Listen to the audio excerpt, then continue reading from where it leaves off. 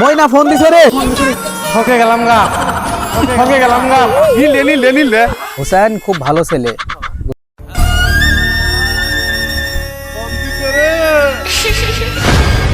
আরে বন্ধু, তুমি এত ব্যস্ত হয়েছো কেন? সবুরে মেয়া ফুলে। বন্ধু, আমার তো ধৈর্যের ভাত ভেঙে গেছে গা। যা করবি বন্ধু তাড়াতাড়ি কর, আমি আর পারতাছি না। তাহলে বন্ধু চল অন্য কোথাও গিয়ে বসি। ঠিক আছে, চল।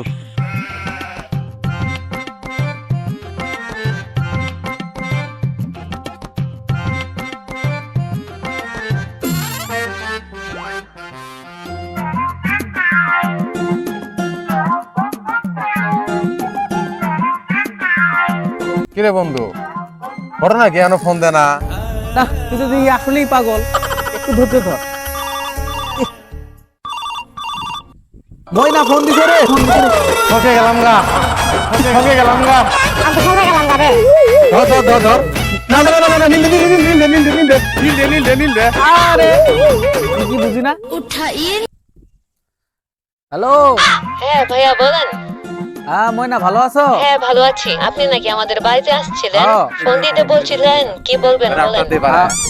আর তুমি নাকি হোসেনকে ব্লক করে দিছো? হোসেন তো ফালতু, কথা দিয়ে কথা রাখতে পারে না। হ্যাঁ। এই জন্য ওকে ব্লক করে দিছি। অন্য মেয়ের পিছে ঘুরঘুর করে। হোসেন খুব ভালো ছেলে। তুমি হোসেনের নাম্বারটা ব্ল্যাক লিস্ট ছাড়ায় ওর একটু কল দাও। আচ্ছা ভাইয়া, ঠিক আছে। আমি ফোন দিয়ে বলে দিছি তোমারে ফোন দিব।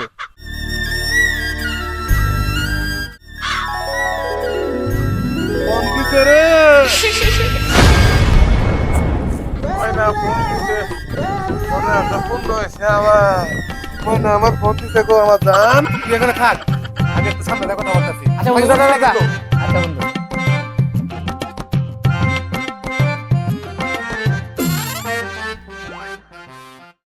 ময়না ভালো আছো? কতদিন হলো তোমারে আমি দেখি না। একদিন মাত্র। আমার কাছে একদিনে 1 বছর মনে হয়েছে।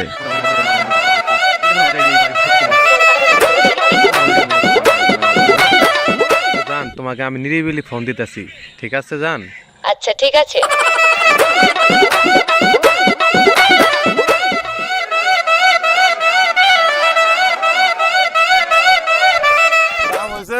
বন্ধু, আমি তো তাহলে তো কাম হয়েছে, চলো তাহলে যাই গে।